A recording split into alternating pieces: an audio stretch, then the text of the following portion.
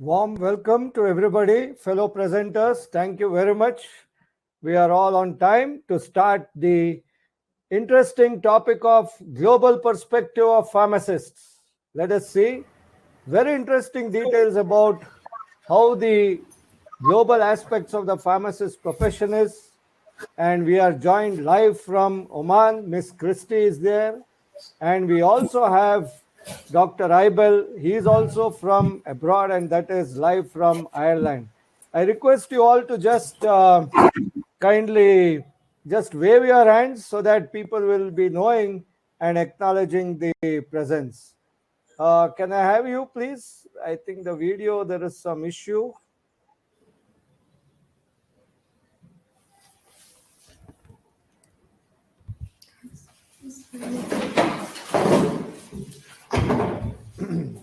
Yeah, okay. So let me begin. A few words about Sri Siddhaganga Monastery. You see, it is called the Sri Siddhaganga Mutt. It is a very famous mutt here in Karnataka and in India, founded in the 14th century, and a very open to all secular organization which philosophically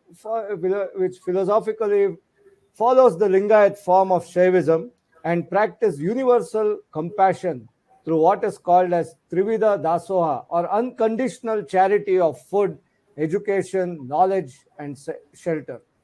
In fact, it was Dr. Sri Sri Shivkumar Swamiji who had given an excellent growth to the organization, and today it is one of the most important aspects as far as educational field in India is concerned. He lived as a super centenarian.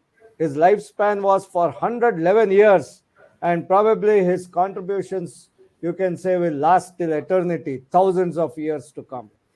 Dr. Sri Sri Shivkumar Swamiji founded a total of 132 institutions, and he also ensured that they were all variegated organizations dedicated to engineering, science, arts, management, and so on.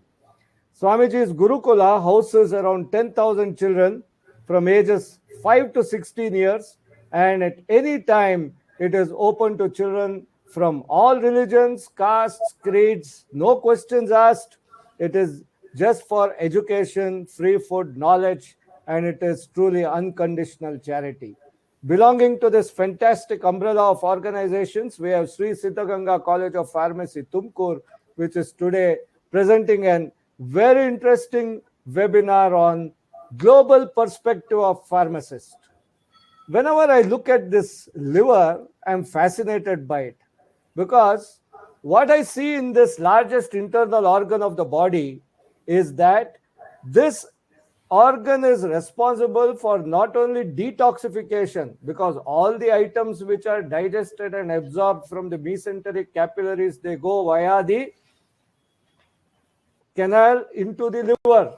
That is, you have got the various systems leading first to the liver, and the first pass metabolism occurs in the liver. So liver is actually the seat of metabolism, which also has got the property of intermediary metabolism, converting various substances to ensure that adequate levels of glucose are available in the blood. And it is this excess glucose which gets converted to glycogen and finally to the subcutaneous fat, which is the storable form. So what we understand is that this liver is responsible for not only providing adequate amount of energy through glucose, but also helps in the transportation of the fats by creating the transportable form of the fat, and at the same time helps in detoxification, so it helps maintain the purity of the body. What a fascinating concept this liver is. And I'm somehow feeling that this liver does the same attributable, very important function as that of the pharmacist, because the pharmacist also has got multiple roles, whether it is regarding the research and development, or whether it is the various excipients, the manufacturing, the quality control standards.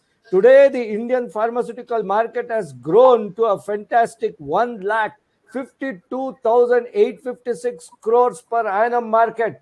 Just imagine what a large market this is, which includes mainly the retail market besides the hospital market. And in this entire market performance, please understand the Pfizer's vaccine Comirnaty alone for COVID-19 has been projected to have a sale of 2,34,000 crores. Imagine, it is much bigger than the entire Indian pharmaceutical market. So that is the fascinating story about not only this Indian pharmaceutical market, but also the pharmaceutical products, including the COVID vaccine which Pfizer has invented. And if you observe, the biggest market is the North American market, USA and Canada. Next comes the Europe market, and then comes the Japan market. So you are having a very interesting set of markets to which the Indian pharmaceutical companies are catering. That is why we say we are one of the important global pharmacy of the world, because our products are pumped across the world and catering to the requirements of patients in all geographies. These are all the biggest pharmaceutical companies you find in the world. However, in the non-generic segment, you do not get the Indian companies still featuring in, but it's sooner or later that Indian pharma companies will join the top 20 pharma companies by sales in the world. If you look at the entire global pharma sales, it is 1.27 trillion US dollars. Now, what is 1.27 trillion dollars? The global pharmaceutical market, it is 94,38,640 crore rupees. So you are part of such a very big global industry, and which is growing. And in this growing industry, there are more number of jobs which are created and huge number of activities possible for professionals. This includes clinical pharmacy, regulatory, which is one of the most hottest sectors where people are getting into, clinical researchers, including that of the pharmacovigilance. There are individuals getting into legal pharmacy, and that is the pharmacists who have got legal qualifications catering to the corporate requirements of ensuring that intellectual property is created. There are pharmacists getting into the media and now into associate organizations like banks, market research, consultancy, etc. There is a situation today that nutraceuticals are enjoying a very huge demand. No wonder an apple a day keeps the doctor away. Today, various nutraceuticals are being manufactured, which will help in ensuring overall health. So, pharmacists are enjoying a good stature in the nutraceutical industry. The boom in the medical devices sector is also attracting pharmacists to perform their role in this sector too. So, medical devices is another interesting sector where we are getting a very interesting opportunity.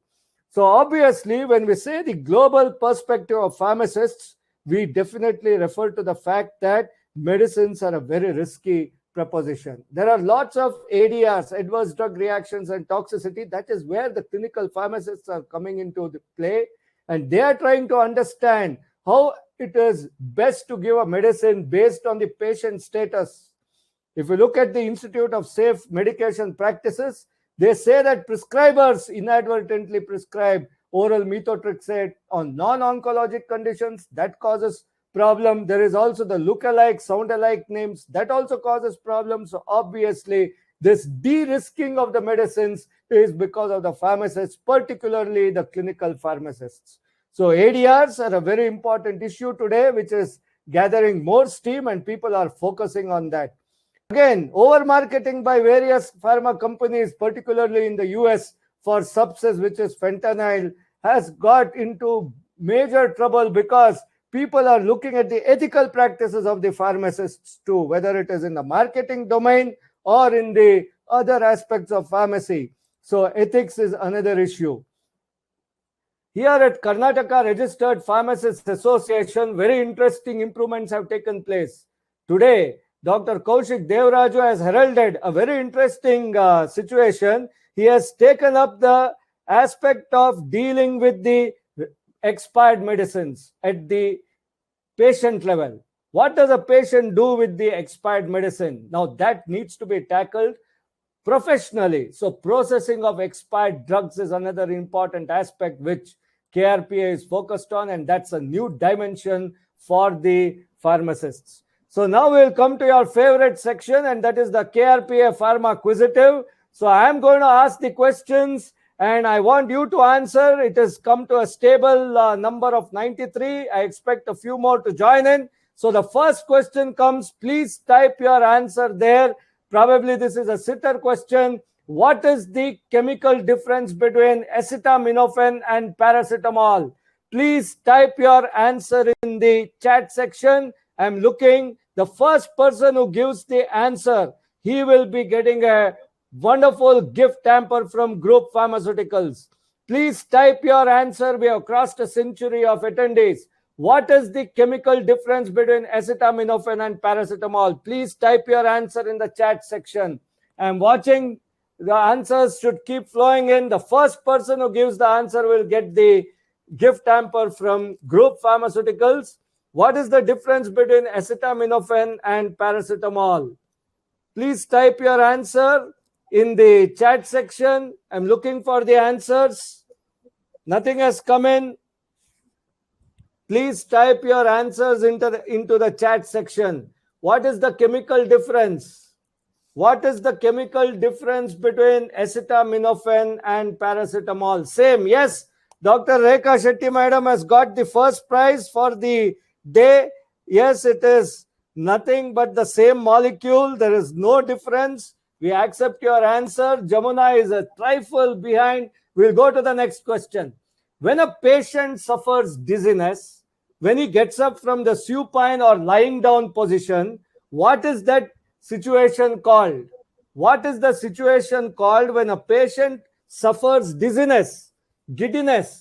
When he gets up from the sleeping, that is the supine or lying down position, when he suddenly stands up, he starts getting dizziness. What is that called? Orthostatic hypotension. But it is somebody who, a presenter has replied. I'm sorry, this question is disqualified. I don't want the presenters to reply.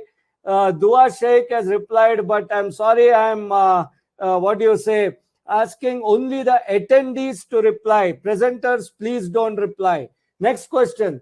If beta cells produce insulin, what do alpha cells of pancreas produce?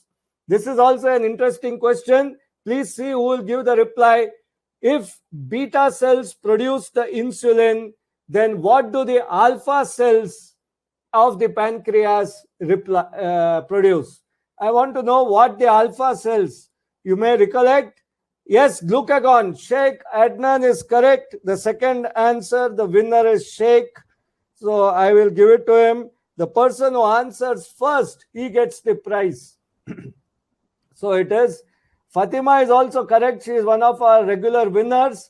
But this time it is Sheikh Adnan who has got the prize because he came in first with the reply. I'll go to the next question. Which alkaloid in pepper boosts bioavailability of various drugs? Now, this is important for all the pharmacists here to understand that there is an alkaloid in pepper which is compounded along with various nutraceuticals to boost the bioavailability of that nutraceutical or that drug. So what is that alkaloid? Name of the alkaloid in pepper which boosts the bioavailability.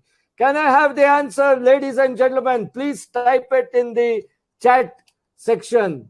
I'm not looking at the answers. Please put pressure on your mind, on your brain. I'm sure it will come out. Which alkaloid in pepper boosts the bioavailability of various drugs? Piperine. Jamuna is correct. Piperine is the answer. You got the answer correct. So Jamuna gets the prize. I'll go to the next question. Name the COVID-19 vaccine that uses chimpanzee adenovirus as a viral vector. So I'm talking about a type of a vaccine which uses the chimpanzee adenovirus as the vector. So which is that vaccine? A COVID-19 vaccine which uses the chimpanzee adenovirus as the virus vector. Please type the answer. Let us see who will get the Covishield. Yes, Sheikh Adnan has got 2 correct. Wonderful. And that is Covishield. So I think the first answer has come from, yes, Covishield from, no, it is not Sheikh Adnan. Sorry, I take it back. Shafirullah has given the first answer. So I corrected. Safirullah. Safirullah has got it correct. It trifle faster than Sheikh Adnan. So Safirullah gets the prize. So Covishield is the one which uses chimpanzee adenovirus as the viral vector. Last question of the day. Easy one. Name the receptor of the SARS-CoV-2 virus. Name the receptor of the SARS-CoV-2 virus. A sitter question if you are well informed. Please give the reply. Name the receptor of the SARS-CoV-2 virus. Can I have the answer, please? Please type into the chat section. What is the name of the receptor of the SARS-CoV-2 virus? Corona ACE2. Dr. Rekha Shetty madam has got 2 correct. Fantastic. So congratulations to Dr. Rekha Shetty madam, Sheikh Adnan, Safirullah. So they are the winners for today's KRPA Pharma Quizzitive section. Fastest finger first gets the prize, and I go on to the next one. So please send in your address and mobile number to this email ID, which I have flashed on. I will type it again in the chat section. So let me go to the next few slides. What a smile. Here we have got Julia Roberts giving a wonderful smile. Oh, she looks great, doesn't she? But there is a difference in the 2 smiles. You see, at the University of California in the Mills College, they studied the smile of all the girls in the class photographs. And some of them had got the Duchenne smile, which is an involuntary and an authentic smile. And the researchers tracked down these women 30 years later, a longitudinal study. They found the genuine smilers were blessed with happier lives in terms of marriage, well-being, and career. What a wonderful situation, isn't it? So learn to make a Duchenne smile, which is the original smile which reaches up to the eyes. There should be a crow's nest in that. So that is called a Duchenne smile. Now here you see a wonderful lady who is smiling very enticingly, but mind it, it is not a Duchenne, it is not an original smile. It is a typical Pan Am Air Hostess smile. When you smile, it effectively reduces your risk for depression. So you got to learn smiling because it throws a feel-good party to your brain, and the neural messaging benefits your health and happiness. They have seen that we all like children because children smile 400 times a day, while the happy people smile 42 times a day. And we sort of, guys who don't smile a lot, we smile only 20 times a day. And partnering the dentists as well as the pharmacists to create a world full of healthy smiles and laughter is Group Pharmaceuticals, with an exciting range of products like Shy XT, Shy NM, available in the Middle East, available across the globe. A fantastic array of products which help not only in the management of sensitivity pain, but also comprehensively provide an excellent action on the oral cavity. So please avoid the contact greetings. Ensure that you do the prevention, counseling, and also the nutritional and the Ayush support to all the patients who come visiting to your pharmacy. And I'm sure that you will be able to generate excellent traction to have very good success. So thank you very much for being a part of this first section. Now, I will request Mr. Ravinandan to, before I go on to the principal's message, Mr. Ravinandan had said that I have to play the video of Swamiji's message. So I will just be playing the video of Swamiji's message. Please hear to Swamiji giving his blessings for today's function. Our Siddhganga Pharmacy College is organizing today's international webinar. Please increase the volume. Presentation on the global perspective of pharmacists, organizing by Department of Pharmacy Practice, Siddhganga College, with the collaboration of Siddhganga Hospital and Research Center and the Karnataka Registered Pharmacists Association on 31st July 2021 and 1st August 2021. The main aim of this international webinar is to provide the information about the role and responsibilities of the pharmacist in other countries. By organizing such kind of international webinar, assist our budding pharmacists to upgrade the knowledge and to enhance the skill which is essential in pharmacy profession. This result helps provide best quality healthcare services to improve patients' good quality of life. I convey my very best wishes for an effective, successful and productive international webinar. Thank you. Thank you very much. That was Swamiji of Sri Siddhganga Math who gave his Ashirvachan, or what we say as the message of today's function. And now I request Mr. Ravinandan sir to play the message from the principal of Sri Siddhganga College of Pharmacy. First of all, let me thank for the opportunity. And myself, Ibalsi Freddy. So I'm going to talk regarding role and responsibilities of pharmacists in Ireland, an overview of Irish healthcare.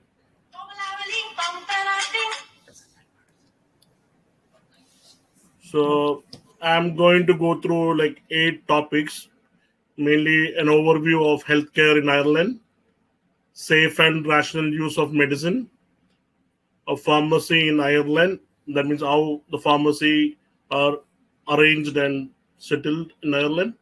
Then we have a potential role of pharmacy practice in patient care, and how pharmacy is in supporting healthcare and well-being, and in prevention of and management of chronic diseases, and how pharmacy is helping in maintaining medicine management throughout the pharmacy care pathway, and what are the enablers of change that a pharmacy should have for our future. So this is a brief outlook on healthcare system in Ireland. So it is almost everything is patient centered. So the patient has option to have a self-care, primary care, acute care, and non-formal care. So if a patient is subject to having blood pressure, the initial thing he will be reaching out to a pharmacy, which is a part of self-care, where the pharmacists provide information or healthcare screening and maintenance and preventive medicine. And basically, they will be providing you non-pharmacological treatment in the pharmacy at the beginning. And if he is having a condition where he is like hypertensive, if the BP is more than 140/90 and is consistent, the pharmacist will be directing him to a primary care, where generally it will be led by a general practitioner, the GP, or maybe occupational practitioner. Once a GP decides, like, okay, he need a treatment or need hospitalization, or maybe if there is a chance of stroke or something, he will be sending him to an hospital where it has to be directed by a GP. So only way you can go to hospital is either through an emergency department or a referral from GP. So once you are in the hospital, you will be taken care from the time of admission to the discharge by various healthcare professionals, including pharmacists, nurses, occupational healthcare, and doctors. Even the specialized treatment is provided if it is required.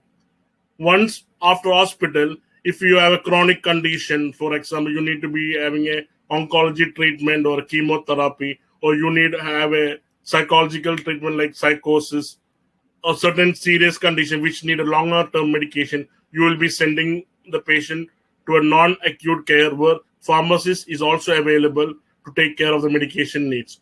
All this system, all these parts of healthcare is depicted under our healthcare policy. Then what are the priorities we give in our healthcare policy? The basic priority is keeping the people healthy and provide the healthcare that people require and deliver high quality services and get the best value from the available resources.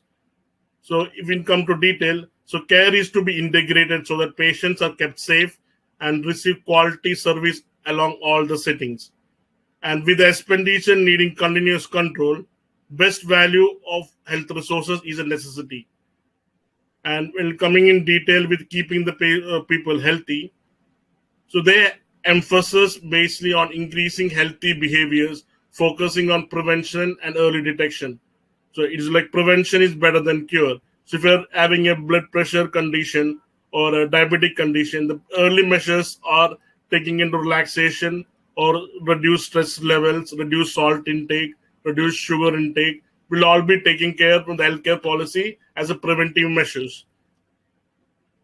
And when the other thing is that they provide the healthcare that people need.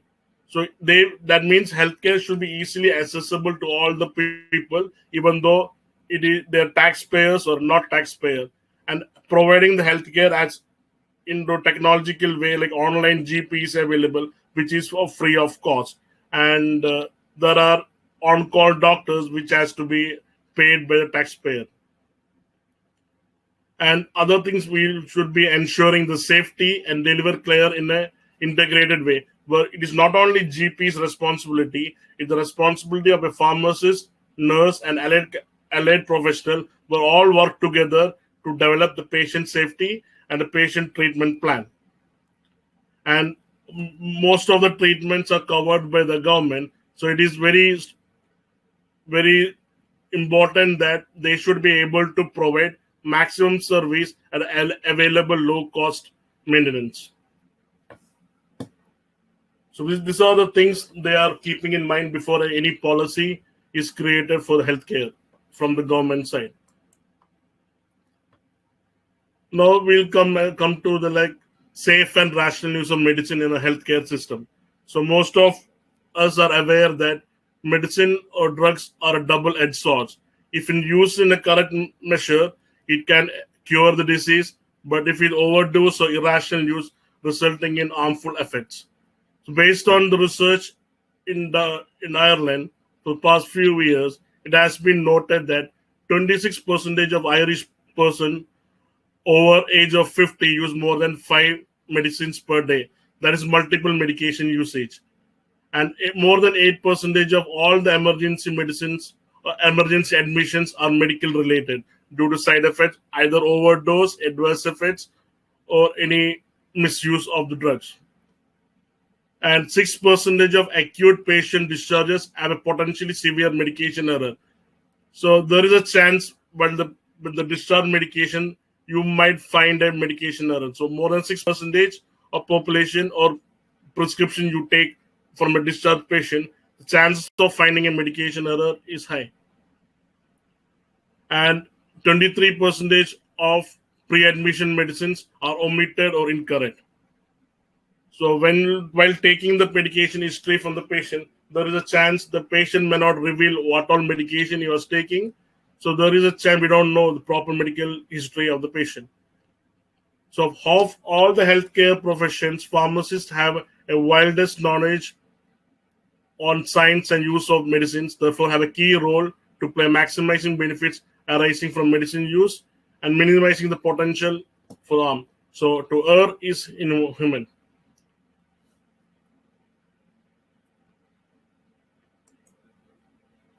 So we'll come to the pharmacy setup in Ireland. So we have certain core competency that a pharmacist require. So when we start with the public health, so pharmacists should be aware of the public health setup, and they are involved in the population health care, health promotion, and research skills. And they comes under supply of medicines, where they are involved in manufacturing and compounding of medicines, managing the medical supply chain, and review and dispense of medicine accurately, and safe and rational use of medical care. It includes patient consulting skills, patient counseling skills, reviews and manages patient medicines, identifies and manages medication in safety issues, and provides medicine information and education. And organization and management skills, that is self-management skills, human resource management skills, workplace management skills, financial management skills, and quality assurance. And the pharmacist should possess personal skills such as leadership, decision-making, team working, and communication. And the professional practice, it should be patient-centered, and the practice should be professional and legal and ethical, and engages appropriate continuing professional development. So we have continuous CPD, continuous professional development programs conducted for pharmacists every year from our pharmacy council, which ensures they are updating the knowledge and updating the policy and research aspect as well, which give option for the pharmacists to provide updated healthcare needs to the patients or who are in need.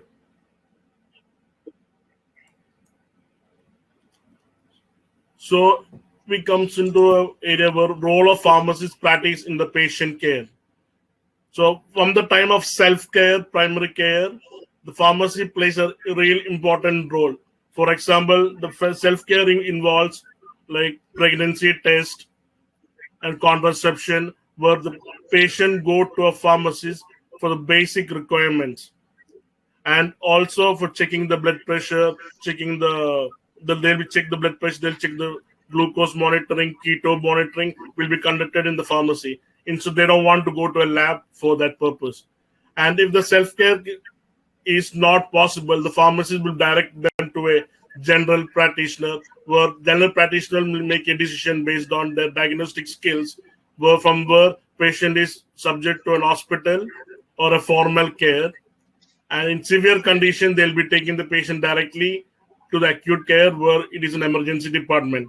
All of this are controlled and available in technology and online aspect as well, where there is online specialists are involved, and all of this issue time it will be taken care of by a pharmacy or any allied health professional in this aspect. And as you increase from self care to acute care, the cost of treatment also will be increasing as per the care setting will be also increasing in an exponential manner. And most of the expenses will be covered by the government. But if you are not having insurance, this won't be taken care. It will be very difficult to afford the treatment.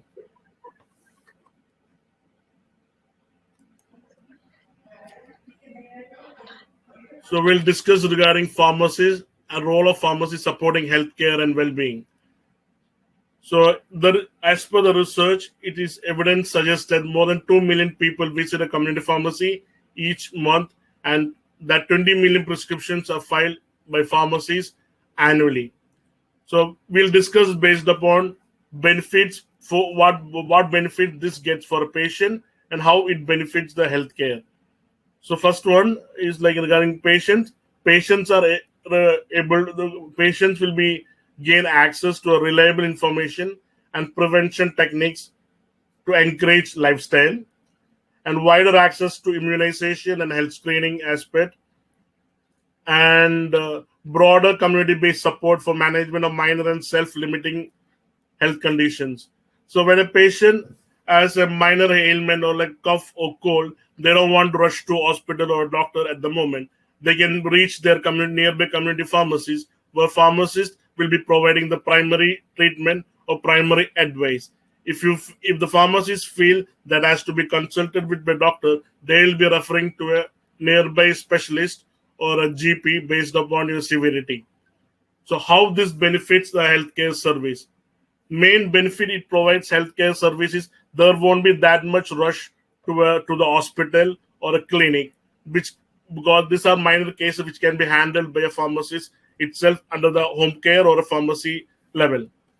And they reduce pressure on the healthcare system by providing appropriate care and maximizing the existing patient contact with the pharmacy services as means to provide collaborative access to awareness and information campaigns. So once this, for example, if you take the COVID condition, most of the pharmacies were in the front line providing the advice to the people regarding their symptoms and what are the method they should use to take care, preventing the prevention method by providing masks and hand sanitizer, the way of washing their hands. The pharmacies were there to educate the people in a community pharmacy level.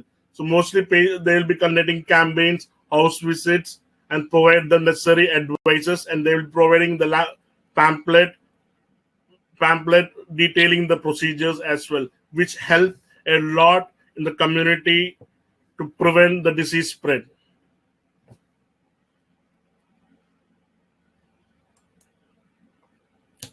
And pharmacy supporting prevention and management of patient with chronic disease. As the research suggests, that 40% of Irish population will have at least one chronic disease by 2020.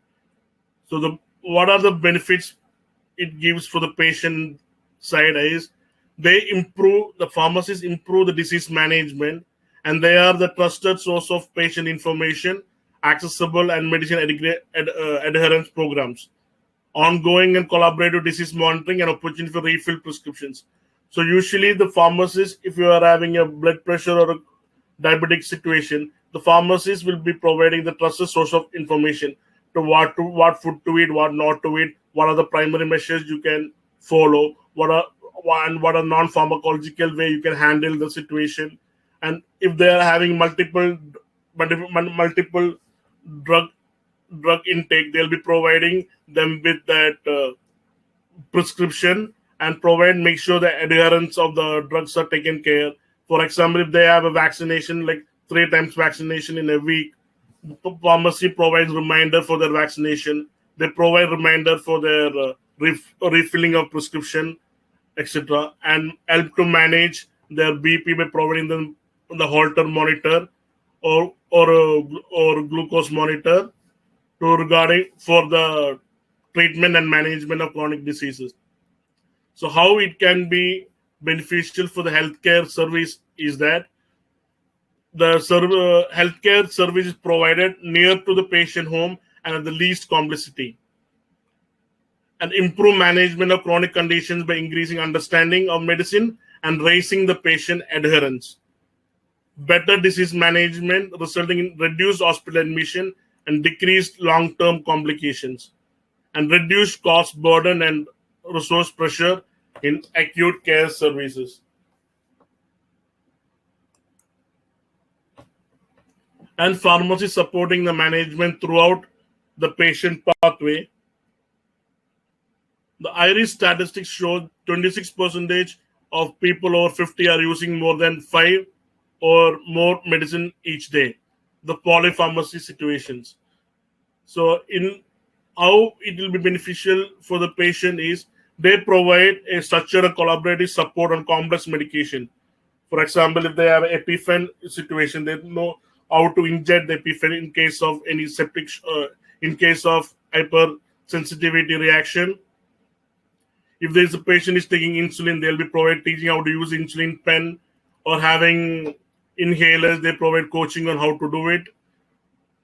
And this is like driving patient safety with medicine review and reconciliation, whereby error and complication, and reducing the hospital stays.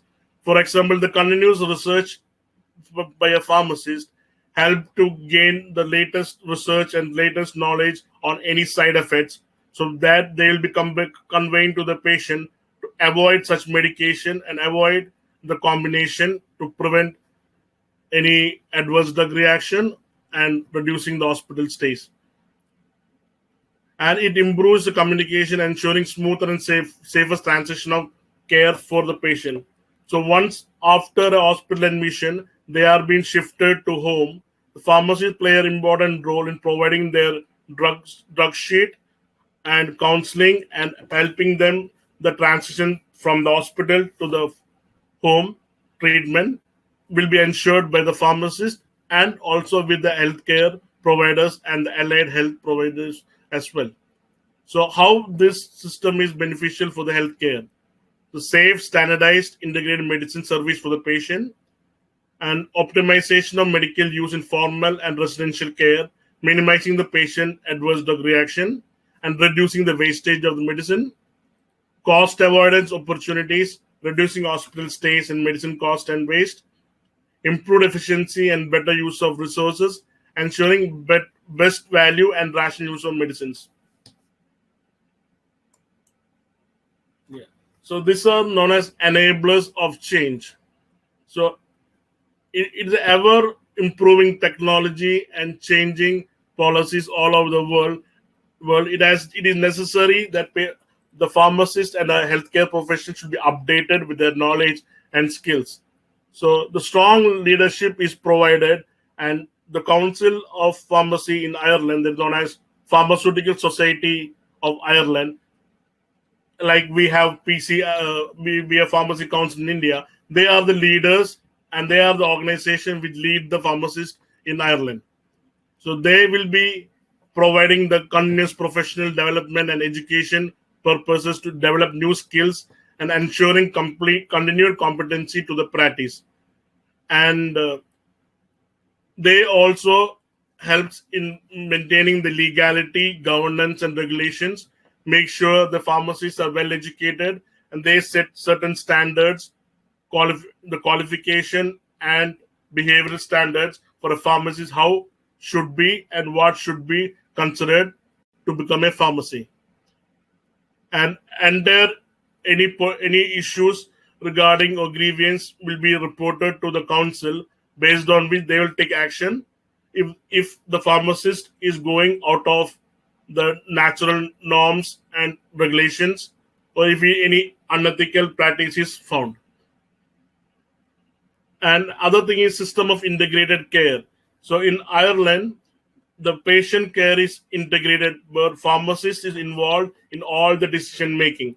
The pharmacist, healthcare professionals, GP, allied, and nursing professionals all are involved in taking the decision for a patient based upon the health conditions and the severity of the condition or longevity of the condition. And in Ireland, we are focusing upon research and collaboration, where pharmacists become a part of research, and there will be acquisition of specialization and advanced practice. So pharmacists are provided with extra education based upon the area of research and area of treatment they are focusing on. So there is oncology pharmacist, but there will pharmacy focusing upon only cardiology. So specialized areas are provided for them, and education is provided for them as well. Next comes the technology. So the improvement of technology helps in information flow, operational efficiency, and delivery of care. So the online pharmacies, online delivery, online consultation, and sharing of information, confidentiality information, tracking and monitoring of the patient care, and the automation of the drug delivery system and the pharmacy delivery system is also in place. Thanks to technology, life has becoming more easier with the developed technology and care. And this also helps to improve the efficiency and reduce the wastage of the drugs, and providing maximum output with the less investment. So those who are interested to come to Ireland and register as a pharmacist, this is a link. So www.thepsa.ie. Once you go to the link, you can find non-EU track of registration, where you have to provide your certificates, and there will be a certification of your degree. Once your degree is certified in Ireland, they'll be asking for two exams to become two exams like prelims and mains. Once you are doing prelims and mains, you need to do a residency program for 6 to 12 months. After that, you can be registered under PSA, where you can start your own pharmacy or work in a pharmacy. Other main leaders are Boots and All Care Pharmacy, which are the main conglomerates in the chain pharmacy system in Ireland. So these are the references from where the information is gathered. Mostly it is available in psa.ie, and the research works conducted by the government has been used as references. So if you have any questions, it's like Q&A section. Fantastic, Dr. Aibel. It was awesome. Your presentation was so wholesome. I'm curious to know, what is the status of online pharmacies? Do you have online pharmacies in Ireland? Hello? Yeah, Dr. Aibel, do you have online pharmacies? Hello? My voice is not carrying through, I think, to you. Ravi, can you hear me? Yes, sir. Hello? I can hear you, sir. I think he's not Aibal. able to hear us. Aibal. Dr. Aibal, can you hear me? Dr. Aibal, you increase the volume of your this thing. I think he cannot hear us. Dr. Aibal, can you hear us? Can you hear? Hello? Hello, we can hear you, Dr. Aibal. Dr. Aibal, we can hear you, but our voice is not going there. Dr. Aibal, well, I think Ravi, Dr. Aibal is not able to hear you. Please transact with him on WhatsApp. Okay? Oh, sure, sir. I will. You mute your Hello? this thing. I will request Dr. Christie. Miss Christie, madam, are you there? Yes, sir. Am I audible? You are Hello? audible. I will immediately host your what do you say, slides. You Yes, sir, please please. immediately start because I don't want to lose your connectivity. Yes, you are on, Miss Christie. Thank you, sir. Yeah, welcome all to the presentation. I hope that I am audible because I think in between I am taking out of the webinar jam. I don't know what is the problem. So I request you all to please pardon the same. So I'm taking you to the presentation. This is the roles and responsibilities of pharmacists in Arab countries. Especially, I would like to discuss about Sultanate of Oman, where I am employed currently. So through my presentation, I would like to give you a brief introduction about the country and what are the requirements for getting a license in the country. Also, I would like to inform you about the healthcare delivery in the country, like what is healthcare system in the country, and also as the roles Hello? and responsibilities, even the opportunities of pharmacist. I hope that the slides are visible to you. Slides Oman are is visible. Yeah. Am I audible also, sir? You are very audible. Please continue Okay. confidently. Thank you, sir. So Oman is a country which belongs to GCC, like Arab countries usually they call as Gulf Cooperation Council. So mostly there are 6 countries which have been included in the Sultanate of, like in the GCC, which includes Qatar, UAE, Kuwait, Bahrain, Saudi Arabia, and Oman. Out of this, like almost all the countries, the main source of income is oil. So talking about the country like Sultanate of Oman, you can see in the picture that it is really small. It's like the area may be as same as Karnataka only. It's not a big country like India. And the population is only around the nationals or the citizens, you can say 5 million. That's 5 million. And the current statistics is based on 2018-19. After that, there was no statistics. So the population is only 5 million. I'm telling about the nationals. Whereas expatriate population, it's about almost half of the nationals, 2.5 or 2 million expatriates. Expatriates means those who are coming from India, of course, then Pakistan, Bangladesh, Philippines, Malaysia. It includes people from UK, even African countries like Egypt, Ethiopia, all those countries. Even there are people from Iraq also. Fine. So talking about this country, actually it is not a democratic country. It is ruled by a king. Actually, we call him as Sultan. From 1970s till the beginning of 2020, we were having a Sultan. He ruled almost 40 years. So after his death, his successor, Sultan bin Haytham, he has taken over the charge. And these are the beautiful places in the country which I just want to show you. Okay. With regard to the pharmacy graduate, like if you want to get a license to practice as a pharmacist, what are the requirements? So I would like to discuss about the teaching perspectives as well as the licensure procedure. Okay. The first and the foremost thing which you have to understand is this: here the syllabus is based on credits. It is a UK inherited syllabus. So the semester is not like you have to complete this many subjects in one semester. It is based on the credits. You can have minimum 12 credits, maximum 18 credits in one semester, depending on the CGPA. CGPA means it is cumulative grade percentage. Like you can say it as a grade A minus, B, B plus, like that. So usually the CGPA grades from 0 to 4.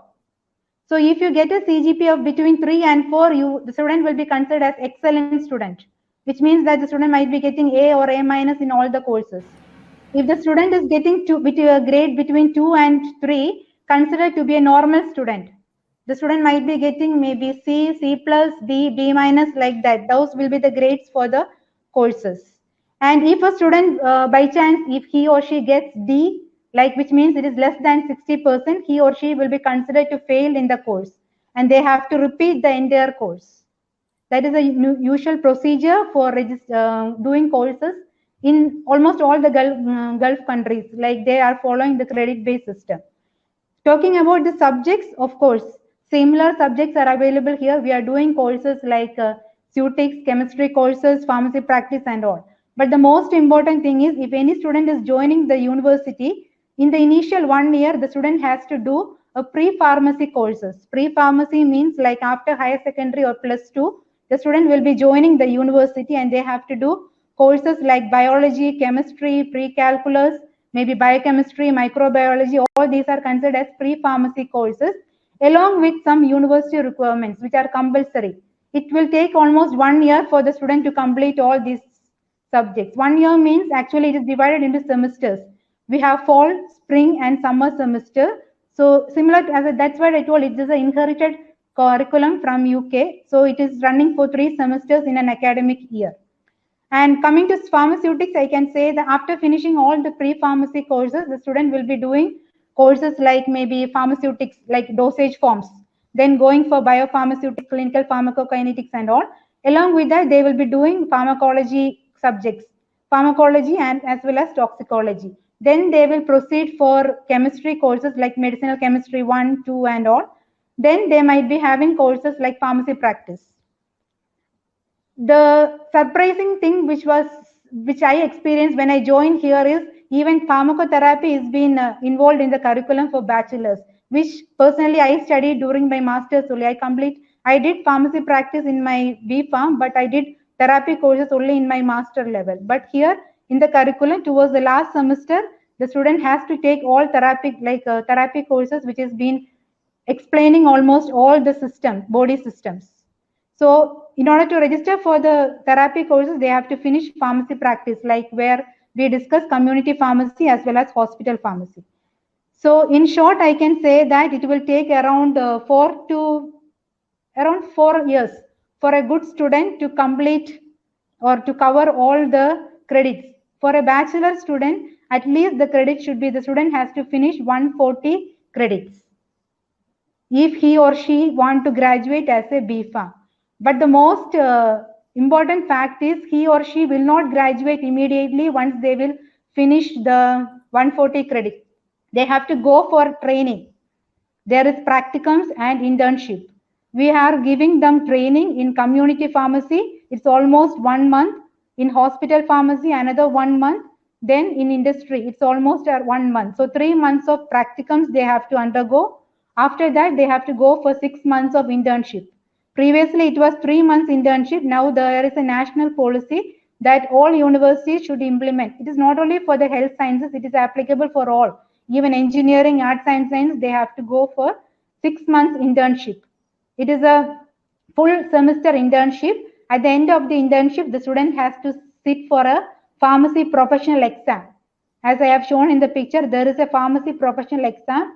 If the student passes the exam, then only the student can go and apply in the ministry for license.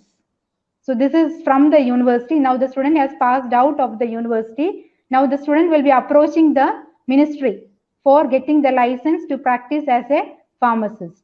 So first the student will submit his or her transcript, like the mark sheets and all. Then the ministry will give him or her the date for sitting for the prometric exam. First, the student has to sit for the prometric. So if anybody wants to practice here as a pharmacist, first they should sit for the prometric exam. Prometric exam is a MCQs. It's almost like MCQs, which covers around 25 courses in overall. It will be running for 120 MCQs, and you need to get around 70% to pass that. So after the prometric, if you pass that, you have to sit for an oral exam, where you will be having a panel of examiners from the government setup. And if you pass both prometric and oral, the student will get the license to practice as a pharmacist. whichever place they want, maybe in a company or maybe in a pharmacy, they should get the license only after passing these 2 steps. It is applicable for us also. Even if we want to try a job here, we have to undergo these 2 things. First is the prometric. You should get at least 70% out of 120 questions. There should be 70%, and then you have to sit for the oral exam. So once you pass the oral exam, the student will be getting the license to practice as a pharmacist. So that's all about the graduate requirements to practice as a pharmacist. One most important thing I want to inform you that you might be thinking that I am telling only about B.Pharm. Why don't about D.Pharm? Unfortunately, D.Pharm is in the phase out session now. They know D.Pharm, we are not promoting diploma in pharmacy now. Currently, there might be 1 or 2 students doing with diploma in any of the universities because they may not be able to achieve the CGPA for the bachelor. So what they do is they might be exiting with the diploma degree.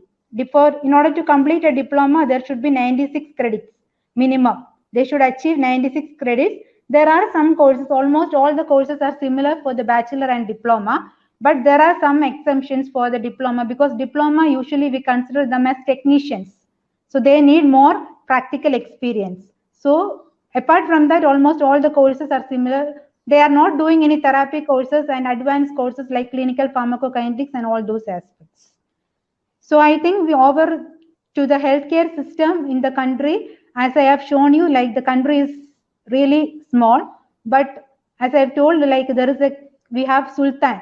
So in 1970s, he has produced a royal decree that health should be given free to all citizens of Oman, which means wherever you are going, it's not about private, in a government setup, whether you are going to a health center, hospital, big multi-speciality government hospital, the health is given free to all citizens. It is implemented for those expatriates who are working in the government setup, but it is not applicable for other residents. It is only for those citizens of Oman, as well as it is given for those expatriates who are working in the government setup. Health means it is free to, even from minor ailments to a major surgery, all treatment is free, even the medicines, follow-up medicines, all are free for the citizens. So that was a royal decree. Until now, it is continuing. So the entire country is divided into governorates in order to have a smooth functioning of especially health. So each governorate is having a health services. There is a drug control department, quality control department, department of pharmacovigilance, drug information. Also, they have equipments and medical devices control department. So the entire country is divided according to that. And each department has his or her own functions.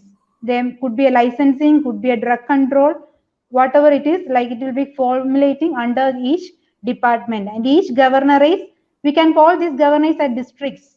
For if we consider our state, it is mainly like a district. It's very small, yeah, but still it is having its own entity, like governing bodies, which will be functioning. And as I told that as per the royal decree, the health is given free to all citizens. So what is the intention of the ministry is like they are not duplicating the services which is available in the country. What they are doing is they have a referral policy. If a citizen, for example, if I am having any problem, I have to first approach the lower level of the healthcare. Usually there is a 3-level healthcare system available in the country. Lower level means there should be PHCs, like a health center in our country. That is a lower level. Any problem, the citizen should first approach the primary health center or polyclinic. Usually these are having only maybe few beds, maybe 3 or 4 beds in order to manage a emergency situation. And you may be finding like maybe if you call a district, you can find 4 to 5 health centers in a district. So it is compulsory that all people who have any ailments or problems, they should first approach the health center. If they cannot be managed in the health center, they will be referred to a generalized hospital or maybe a national hospital. The intention is they don't want to duplicate the services. As you can see in the number, like the number of national hospitals, like super specialty hospitals is very less in the country. And each hospital has its own like peculiarities. For example, one hospital is specialized for cancer chemotherapy, another one for the burns.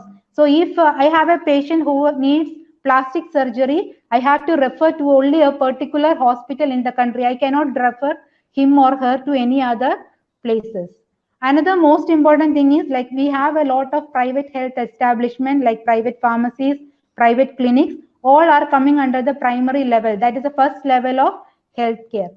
In this country, usually all citizens, not expatriates, citizens, they prefer to go for a government because it is given free. But if you have insurance coverage, they may prefer to go for a private health establishment because of the saving their time. Because in a government, it is, you may have to take an appointment maybe 1 or 2 weeks before and you have to wait. It is tedious. So they prefer to go for a private health establishment if they have insurance coverage or they have healthcare coverage, or else most of the people, they prefer to go for a government setup. And the most important thing which the country follows is they have a health information system starting from the health center till the national hospital. As I have shown in the picture, it is Al-Shifa 3+. You can find the details of any patient in any health center or any hospital admitted in any part of the country from this system. But it is only accessible to the government officials.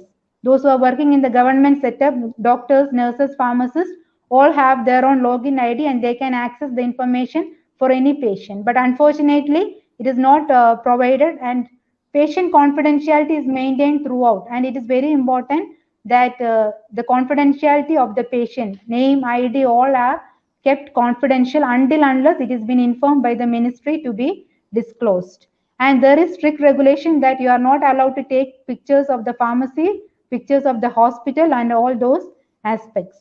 And this is a picture which I can show you. Like in the topmost, you can see a private hospital, which is considered to be a primary level. And in the middle, you can see a health center. This is a health center, which is considered to be a primary level of healthcare. So any problems, the patients have to approach the health center first. Then if the patient cannot be managed there, then they will be moving or shifting the patient to a regional hospital or a tertiary hospital. They have to follow the pathway. As I have told you, you cannot find many specialities in a health center. You can find a GP, general practitioner, maybe a gynecologist. Hardly you can find a pediatrician.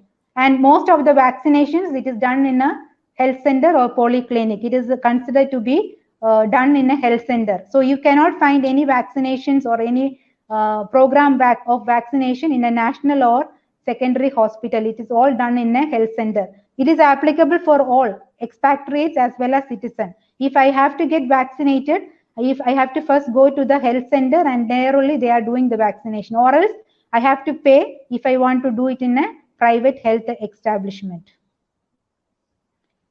So coming to our part, this is a picture shows the pharmacy dispensing area, and you might be surprised it is written that dispensing for females, because this is an Arab country and this is a practice in all the areas or all the Arab countries that the dispensing section is separate for male and females.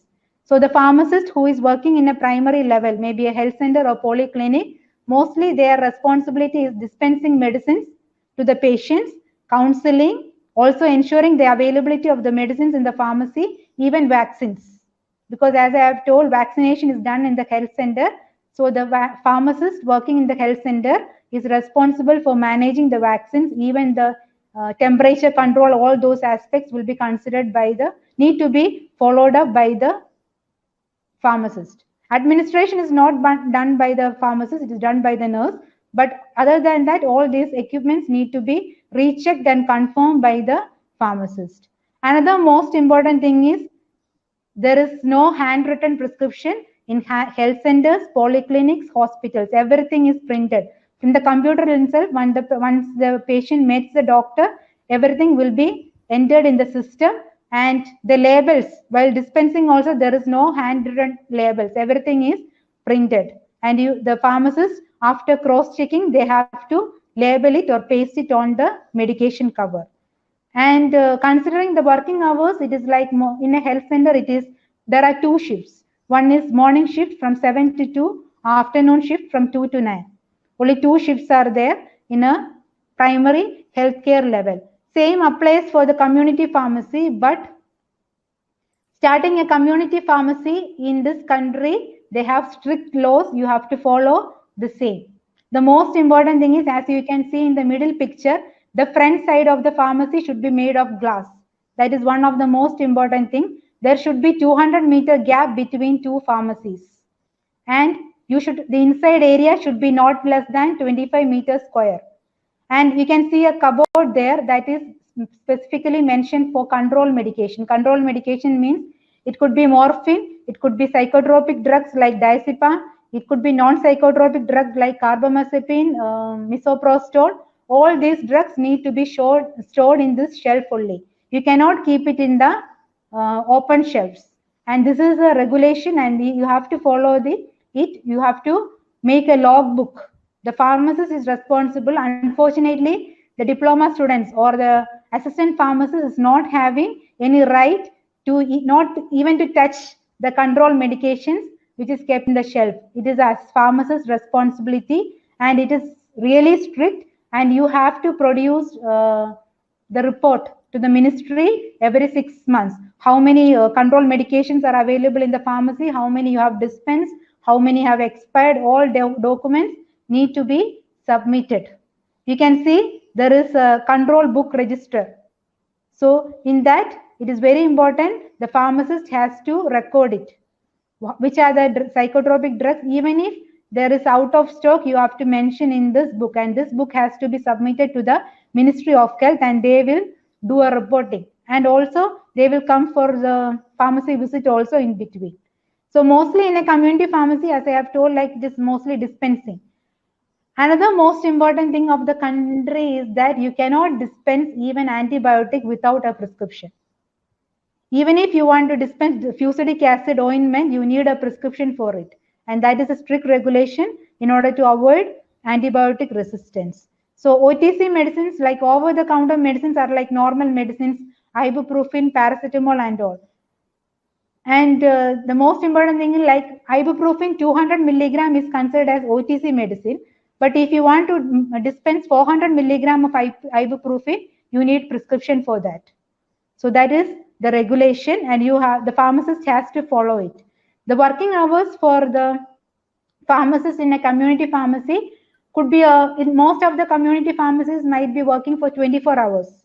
It is like maybe 9 to 1, then 1 to 5, and maybe from 5 to 10, and there might be night shift, like from 10 to early morning 7 o'clock or 8. It depends on the regulations of the chain pharmacies. But most of the pharmacies within the country is following 24-hour system. So they are working throughout the day. And another most important thing which a pharmacist should be cautious is about, as I told, there are control medication, and there is separate prescription for each control medicines. So because I can give you an example, if you want to dispense morphine, you need a prescription with pink color. The doctor should write the prescription in pink color.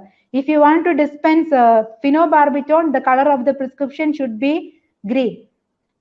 And it should be properly documented in the pharmacy, and when they have to submit to the ministry, they have to submit all these details. If any mistakes, it will be reported to the ministry, and unfortunately, we may not be having an option to give ask any chance, because directly they will ask to close the pharmacy for another 6 months. So that is a regulation. After 6 months, after doing the rectification, the pharmacy can be restarted. So that's all about a primary level, including a health center or a polyclinic, community pharmacies.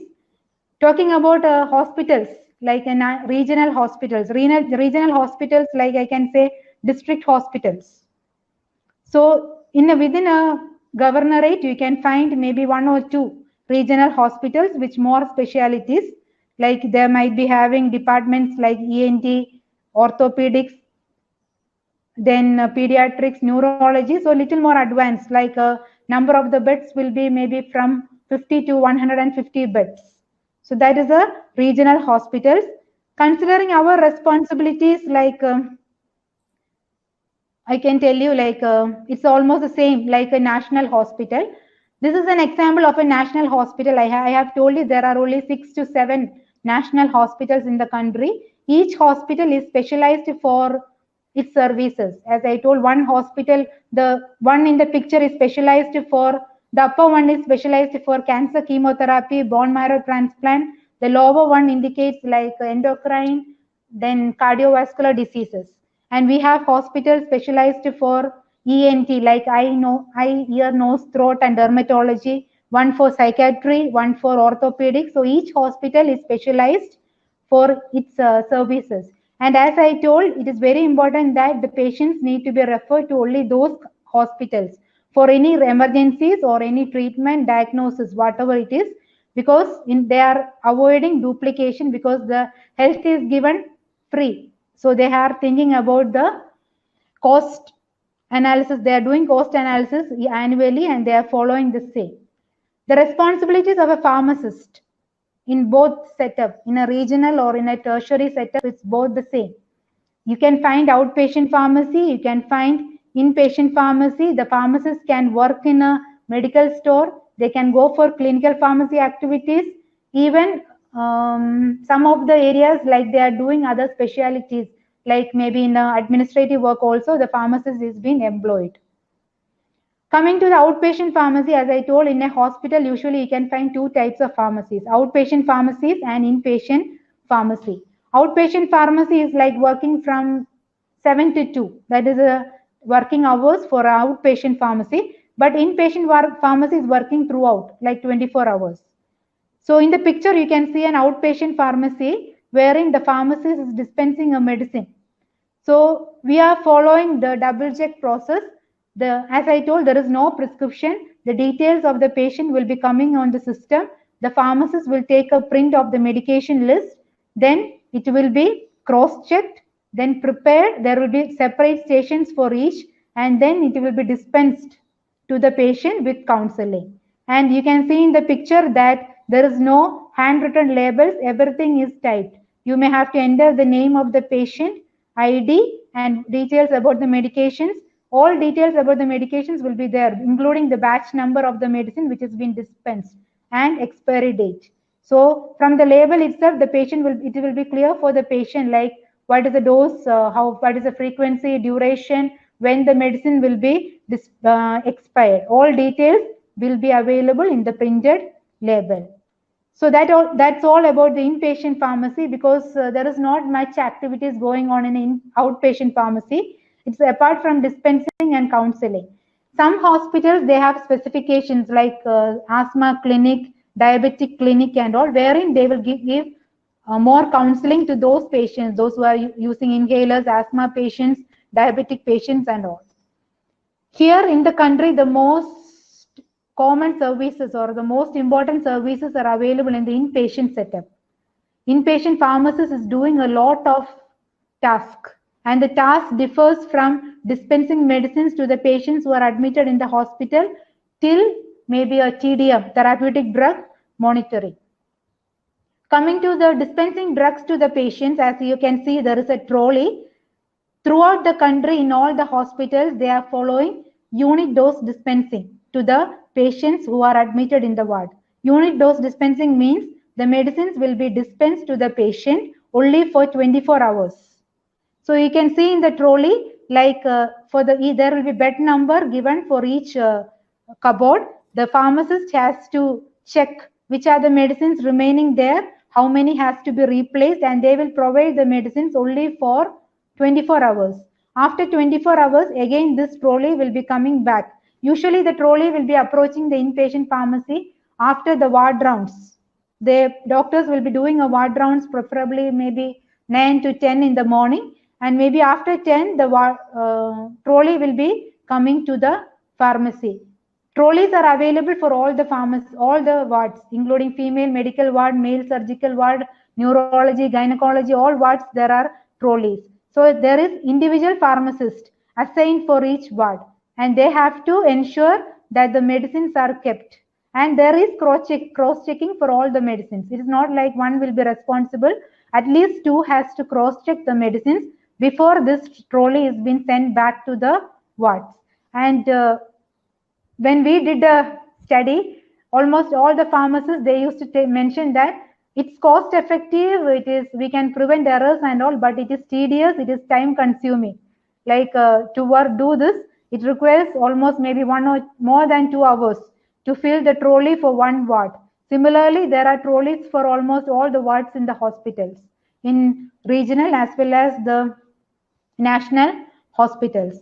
Apart from the inpatient pharmacist like dispensing, they are also doing activities like sterile preparations. It could be like a fortified eye preparations. There is log available. There is a logbook which is having the formulation, how to prepare the eye drops, sterile preparation, but it has to be done under the sterile technique. So it also has to be followed up by a pharmacist, and you have to report it. You can see in the picture there is formulation which is given for preparing the eye drop, fortified eye drop, and you have the label. You have to print it and you have to stick it into the labels. And in the previous slide, I think I have shown you, this is how the medicines are arranged in the pharmacy. Mostly there are various ways of arranging the medicines in the pharmacy. Some pharmacies, they go for the coding system. That is practiced in almost all the government hospitals. They are going based on the codes.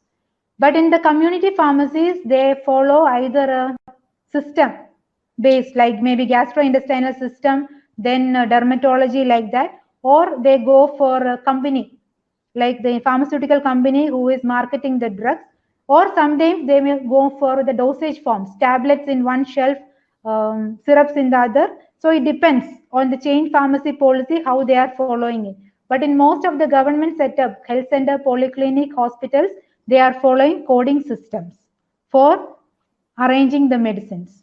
Apart from dispensing medicine to the patients, the inpatient pharmacists are also doing cytotoxic reconstitution. The first picture shows you how the cytotoxic reconstitution does. Cytotoxic reconstitution means it is like preparing, reconstituting, administering, and disposing the cytotoxic drugs. And it is not like a normal pharmacist can do. The pharmacist has achieved almost one month training in doing the cytotoxic reconstitution process, and it has to be done under sterile precautions, maybe in a laminar air flow hood, and they have to follow all sterile techniques. Also, the inpatient pharmacist is responsible for doing a extemporaneous preparation of drugs. That shows the middle picture. Extemporaneous preparation is like, for example, if you want to give phenobarbital to a patient or to a pediatric patient, it may not be available as a syrup. It might be available as a tablet. So it is the responsibility of the pharmacist to prepare it in a dosage form which is suitable for the patient. So here you can see in the picture, the pharmacist has prepared a phenobarbital suspension for a pediatric patient with all instructions written on the label, and it will be dispensed. Not only for phenobarbital, they are doing for ondansetron, many drugs. Many extemporaneous preparation of drugs have been done in the inpatient pharmacist. Especially it is done for the pediatric, because not all dosage forms are available. Epileptic drugs are mostly it is available as tablets. So they used to prepare it in the form of a syrup or suspension and used to be dispensed. Another most important function which you can see in the last picture is TPN. Inpatient pharmacist is also responsible for preparing the TPN. TPN is nothing but total parenteral nutrition.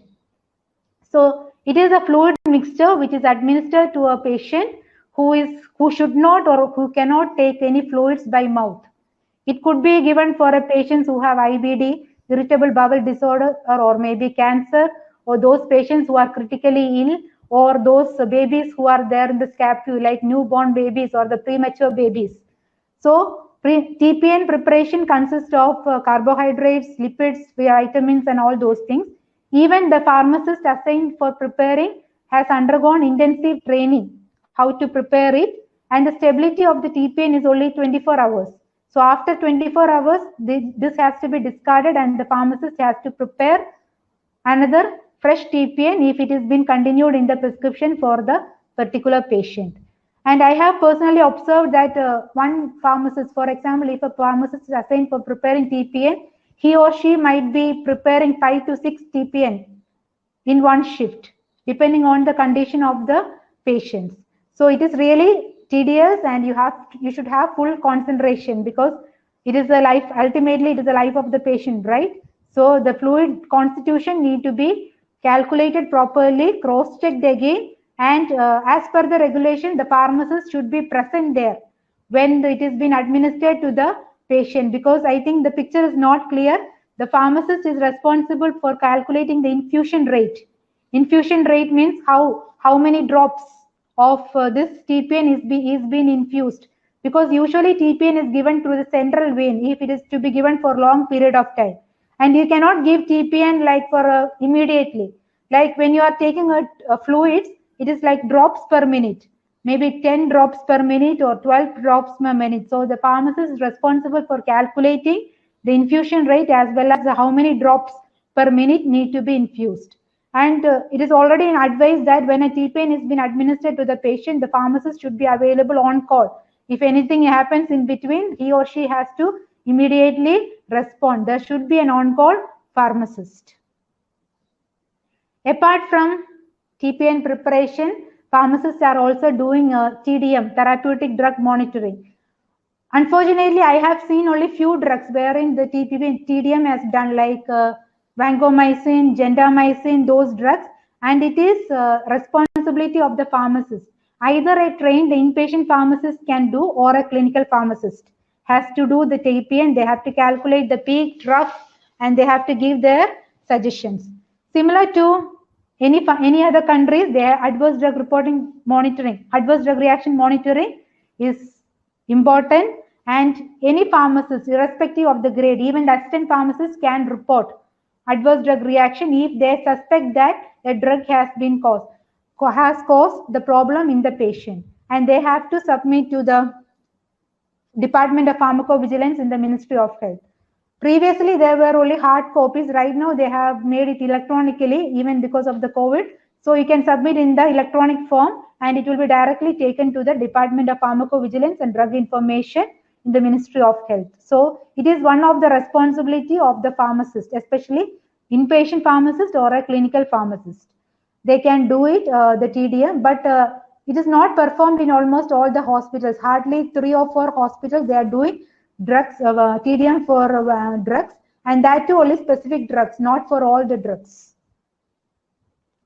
Coming to the clinical pharmacy activities, like similar to India, here also they have a drug information department in almost all the hospitals, national as well as regional hospitals. They are clinical pharmacists attending the ward rounds, but unfortunately from March 2020 onwards, there is no active ward round participation because of COVID. They may be having like 1 or 2 persons, maybe doctor with a nurse, or maybe hardly a pharmacist doing ward rounds, because it is number of the COVID cases were high, and they had strict regulation that there should not be there should be social distancing. So till now it has been followed. So right now it is not active. There is no active participation in the ward rounds. But previously, when the students were training there, personally I have also observed, or I have also been there, the actual ward round participation was existing, but now it is on hold. Even drug information reporting, like drug information center is there, and they are providing information, and similar to our places, it is already reported, and it will be documented, and it will be submitted to the statistics will be submitted to the Ministry of Health on an annual basis. Apart from that, almost all the clinical pharmacy services have been practiced in regional as well as national hospitals. Till now, I was talking about hospital setup, health center, and all, and so you might be thinking that why she is already only concentrating on this area. What about industry and all? Truly speaking, in the country, we have only 2 industries currently functioning now, which is a national pharmaceutical industry, and another is in Salara, which is a bit far, which it's almost like a 12-hour journey from my side. So it is in a really far area. So only one industry I can say currently working, wherein we are sending students for training, and most of the drugs have been imported from other Arab countries, like maybe UAE, Julfar, or maybe Saudi, or maybe Egypt, other places. Even importing from India is done. With regard to the job opportunities, I can say that currently in most of the industries, the percentage is 70 to 30. 70 expatriates, 30 nationals, because they are not currently they are not willing to join the industry or in a community pharmacy, because The reason is simple. The allowances or the salary in a government setup is high than in a private health establishment or in a private industries. So in almost all the industries, like as I've told you too, 70-30 is a percentage, 70 expatriates and 30 nationals. And currently they are planning to make it reverse, like 30-70, 30 expatriates and 70 nationals, because almost all the health centers, regional hospital pharmacies are saturated with pharmacists. So no more opportunities for the nationals. So they have to find a space either in a community pharmacy or in an industry, or they can go for marketing. Now, was previously you cannot find any nationals or citizens in marketing. Now even our graduates, they are opting, especially male students, they are opting marketing, because ultimately the aim is to find a job. So that's why they are finding slot wherever available, even quality control. Another most important thing in almost all the Arab countries, I think except UAE, is culture. Even the ladies are not allowed to go out in the evening time or work and all those things. But currently the situation is changing. They are finding spaces in R&D, research and development, even in quality control, pharmacovigilance, marketing. But it will take time, because it cannot happen over a night. It may take time. But currently, overall, I can say that all prefer to work in a government setup rather than in a private. Even community pharmacies, you can see that it's like 90 expatriates and only 10% you can find nationals. Because of the shift, there are 3 shifts normally, and the salary is less compared to, it's not less in the sense like for us it may not be less, but for them, when compared to a government job, like back in India, compared to a private job, it is preferably they prefer to go work in a government setup. So all prefer to work in a government setup, but currently the government setup is saturated. So they are trying to find slots in other areas. So I think that's all my presentation. I think I was able to enlighten you with some information related to the country. I would like to thank Sri Siddhaganga College of Pharmacy principal and the organizing committee for inviting me. Also, I would like to thank the collaborator KRPA, Sri Siddhaganga Hospital and Research Center, also Sunil sir, for inviting me. Thank you. Awesome, madam. Let me give you a standing ovation. I mean, it was truly fantastic. You're an encyclopedia on Oman pharmaceutical setup and industry. Thank you, sir. Little doubt that because whether my voice will be clear or not. Your voice is clear, but I think we were not able to see you. But anyway, Miss Christie, I have a question. What about the dental setups, and what about oral care products there? Because I was a little interested in that. That is point one. And second question is, don't you have these branded products like how you have in India there? Is it all refilling there? I mean, clarify on these 2 points, ma'am. Thank you, sir. With regard to the first question, dental care, currently it is emerging here. Previously, it was not like that. And currently, you can find even with regard to the pharmacy, I am seeing veterinary pharmacy now only, maybe hardly 2 years. Previously, there was no veterinary pharmacy in the country. So now, similarly, the dental products and all, it is marketing. I cannot say that it has been marketed since many years. It has started recently only. And the dental care is also, one thing is it is expensive actually. If it is in a private setup, it is really expensive, far expensive than in India. You cannot expect. If you ask me to do a dental care, I will not do it. I will say that I will do it in India when I will go for vacation. So that much it is expensive, especially dental. So, but it is emerging. Maybe in another 2 years, you can find like it will be an established one. With regard to the second question, like as I told, like most of the drugs have been imported. So they have, ministry has given a clear checklist or the clear guidelines, like which are the medicines which has to be dispensed and which is, because the brand names are specific. For example, if I say amoxicillin, you can find hardly 3 brands of amoxicillin in the entire country, not more than that. And the medicines are also expensive if you go for a private health establishment. I can give you an example. If you want 10 tablets, like 1 strip of amoxicillin, it cost around like 500 to 600 rupees, Indian rupees. So that is, it's sometimes it is more than that. So it is really expensive, the medicine. That's why I told all prefer to go for the government sector because it is given free to them. And if there is an insurance coverage, they follow the private health establishment. Even we are covered under insurance. That's why we are going to the hospitals, because even though we are not being treated free at the government sector, but we have the insurance coverage. So we are taking benefit of the private health establishment. So the number of the medicines or the brands is less.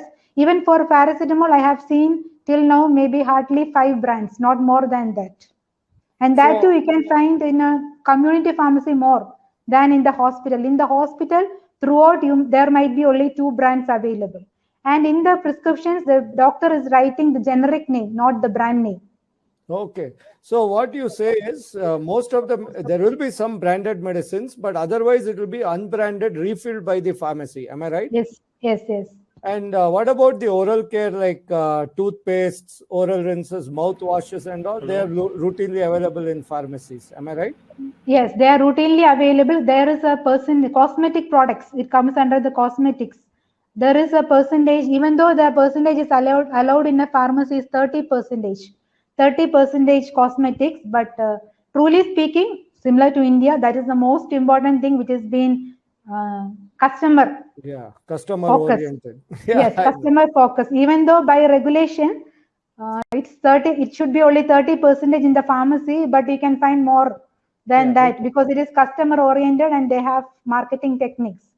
And even in the supermarkets, you can find the oral products. Fantastic, madam. Thank you so much for enlightening. Thank you. Over to Dr. Ravinandan. Please unmute yourself, Ravi. Thank you so much, Christy Mary Sam, for giving a wonderful information and good information. There is a question, role of pharmacist in community pharmacist. So, pharmacist, I can say that I think the mic is on. Yeah. Mostly, as I have told, like Ravi, you have to mute. Yeah, continue, madam. Yeah, thank you. Mostly, I can say that dispensing medicines to the patient, because there will be 2 aspects. One is dispensing OTC medicines, over-the-counter medicines. Because if I have like a heartburn, I can go to a community pharmacy and I can say that I need a medicine for heartburn. So they will give you a preparation, antacid preparation. But if I want ranitidine 150 milligram, I should get a prescription. Ranitidine 150 milligram is needs prescription. Even omeprazole, pantoprazole, all proton pump inhibitors, they are prescription medicine. So I cannot go, even if I'll go there. Previously, even though the regulation was there, they were dispensing. Personally, I have got antibiotics from the community pharmacy, but currently the regulation has become more strict because of the resistance. So if I want pantoprazole, I am getting from India. When I will come, I will bring it. Because if in between, if I want, I have to go to the hospital. I have to pay money for the hospital visit. Then I have to get a prescription and then get it from the pharmacy. So that is the difference, OTC and prescription.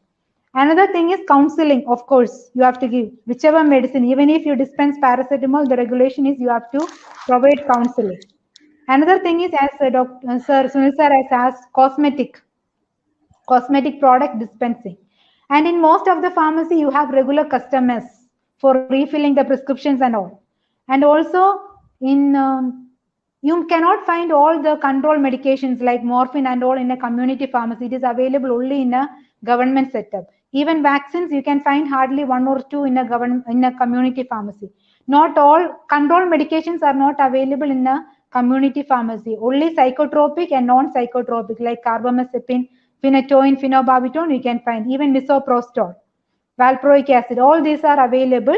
But as I told, strict regulations to follow it. Mostly, in short, I can say that dispensing OTC medicine, prescription medicine, counseling, documenting these items, this is the most important responsibility of a community pharmacist. Also, preparing intent from the medical store. They have to prepare intent on a weekly basis, requesting for medicines from the stores.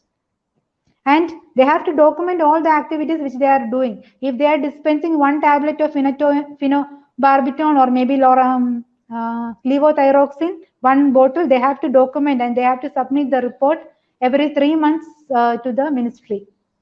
So it is tedious and they are working throughout continuously. Thank you, Christy. Then a question from Gopinath sir regarding, do they have refilling system of drug dispensing in Oman? Yeah. If you want to, it depends on the setup. That's yeah. Refilling, there are, I have seen two types. One is like I have told that each community pharmacies, the pharmacists who are working there, they might be having personal customers. Like I might be having a personal customer or maybe a family friend. So they might be coming there with a refilling prescription and all. But if you go for a government setup, the prescription is refilled every 1 month. The patient has to come back to the hospital. The follow-up is after 1 month. For any, for example, endocrine diseases, for any diseases.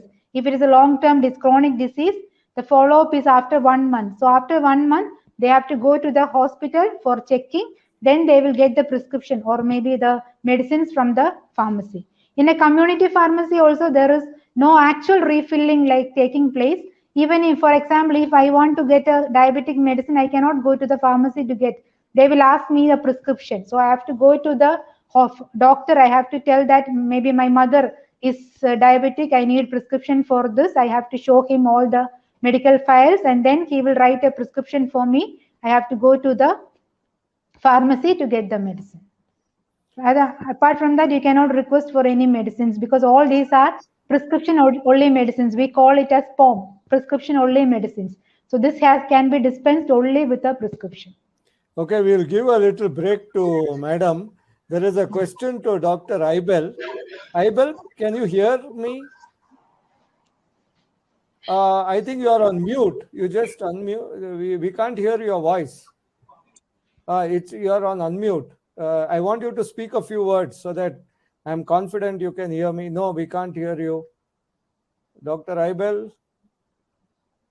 Because there is a question from Dr. Rekha Shetty to Dr. Aibel. And her question is, what is the percentage of patients who get admitted due to adverse drug reactions and hypersensitivity or allergy? If you have an idea. No, we can't hear. Unfortunately, there is some network issue. But when you gave a talk, Dr. Aibel, everything was very clear. And that time, Madam's network was playing truant. So right now, it is Madam who is on, and we have been relentlessly listening to her and barraging her with questions. So I wanted Dr. Aibel to be brought in. Ravi, if there are not many questions, we can slowly stop the webinar. You take over, Ravi.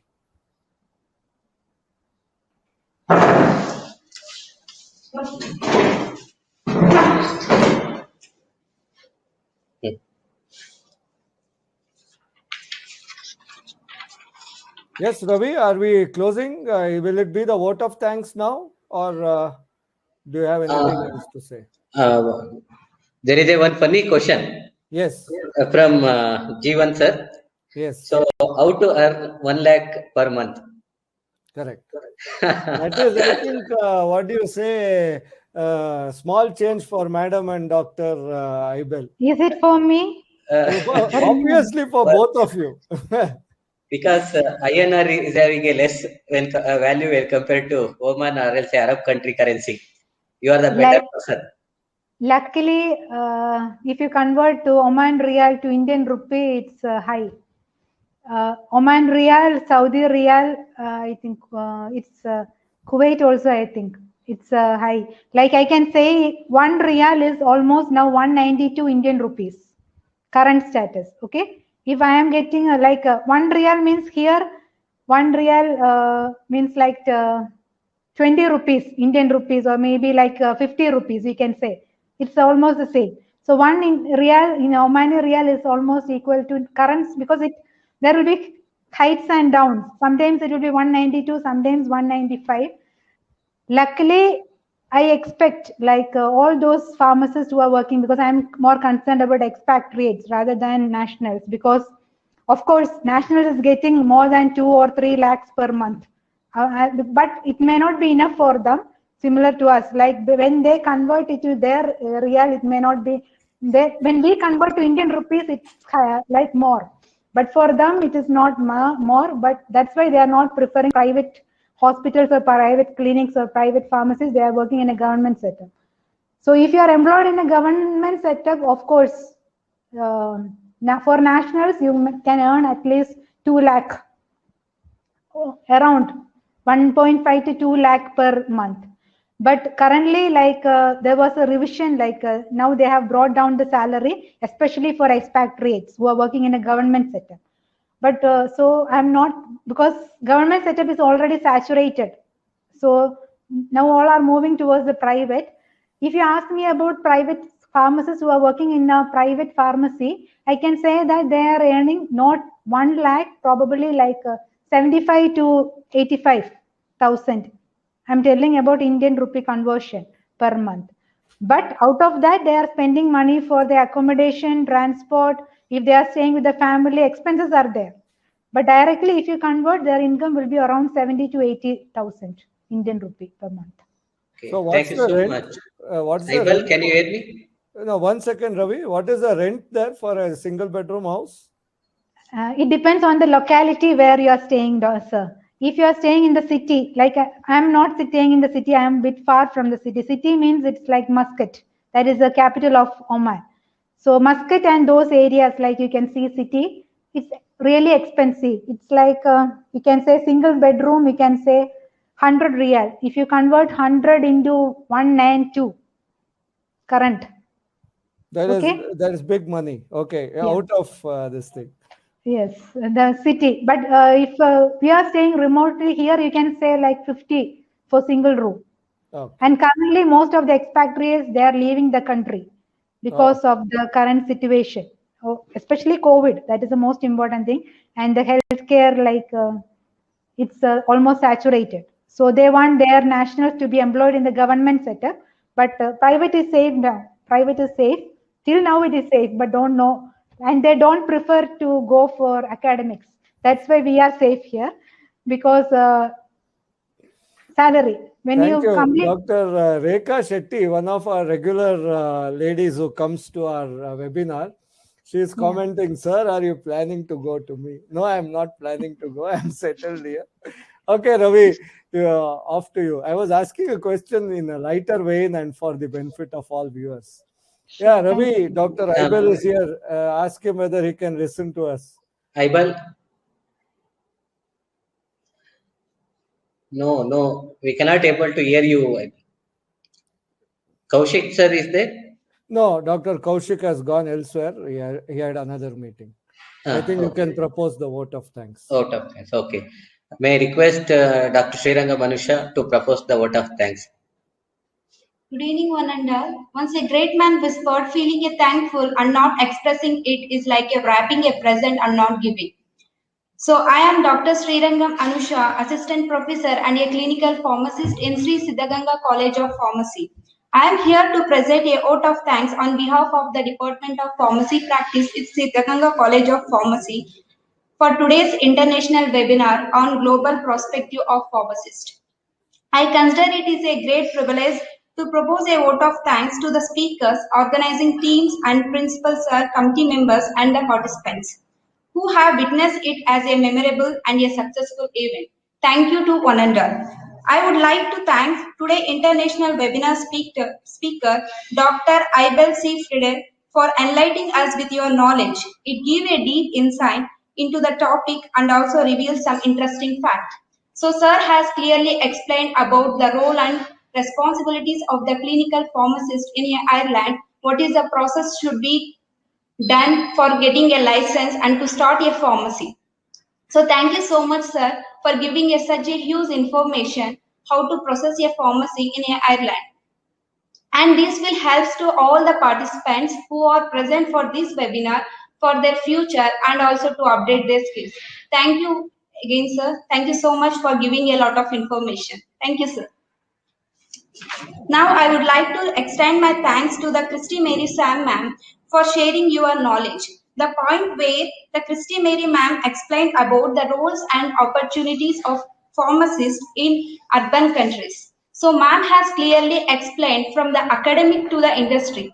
Ma'am has explained about the academic, what is the syllabus and what is the examination pattern and what is the license processing committees, and ma'am has clearly explained about the industries too. So these will help all the students who are either a B Form or a Form D or a D Form. So this will help to plan their future plans in Arab countries. Thank you so much, ma'am, for giving us such an informative speech about this webinar. Thank you so much, ma'am. Thank you. Now I would like to extend my thanks to Sunil S. Chuplikan sir and Dr. Kaushik Devara sir for their tremendous contribution for this webinar and for supporting us. Thank you so much, sir. And extend my thanks for Group of Pharmaceuticals for your support. Thank you. I extend my thanks to our beloved principals, Dr. Suresh V. Kulkarni sir, for all the words of the wisdom and the radiation of the source of energy with us.